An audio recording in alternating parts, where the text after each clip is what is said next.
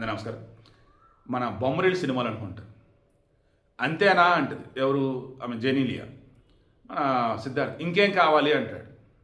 కుదిరితే cup coffee, వీలైతే 4 మాటలు. అలా సమంత విషయంలో ఇప్పుడు మా ఇంటి బంగారం విషయంలో, మా ఇంటి బంగారం అంతే అని అంటే అవును అంతే, కానీ ఇంకేం కావాలి అన్నప్పుడు కలెక్షన్ వర్షం. ఈరోజు నిజంగా మా ఇంటి బంగారం సమంత సినిమా క్రియేట్ చేసిన రికార్డులు మామూలుగా లేదు అసలు. ఆ సినిమా పెట్టిన బడ్జెట్ 35 కోట్లు ఓవరాల్ అంతా కాగలదు.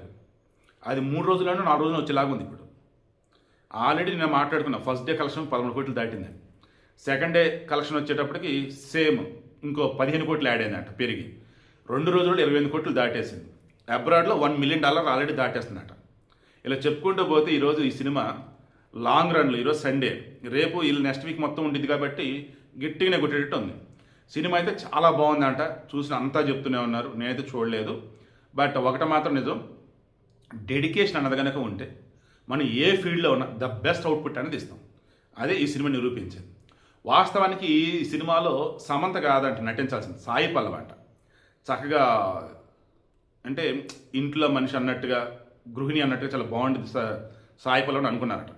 బట్ సాయి పల్లవి అప్పటికి నెంబర్ ఆఫ్ ప్రాజెక్ట్స్లో బిజీగా ఉంటుంది ద్వారా ఈ ప్రాజెక్ట్ని పక్కన పెట్టారు. బట్ కథ బాగుంది అని చెప్పేసి ఇక సమంతకు తగ్గట్టుగా మార్పులు చెప్పులు చేసి ఇక సమంత చేత నటింపు చేశారు.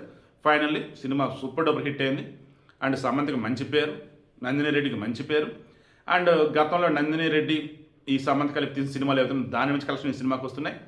అండ్ ఇలా బ్యానర్ ఉంది కదా, ఆ బ్యానర్ పెట్టిందే లేడీ సినిమాలని ఎంకరేజ్ చేద్దానట.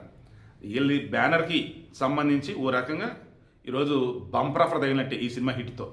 మేబీ రానున్న రోజుల్లో మరిన్ని ఎక్కువ సినిమాలు మనం ఎక్స్పెక్ట్ చేయొచ్చు. ఓవరాల్గా అన్నప్పుడు సమంత ప్రూవ్ చేసేసుకుంది ఏమని, డెడికేషన్తో ఏదైనా సాధించవచ్చని, వంకల పెట్టిన నోరులన్నీ కూడా ఒక సక్సెస్తో ముయించవచ్చని.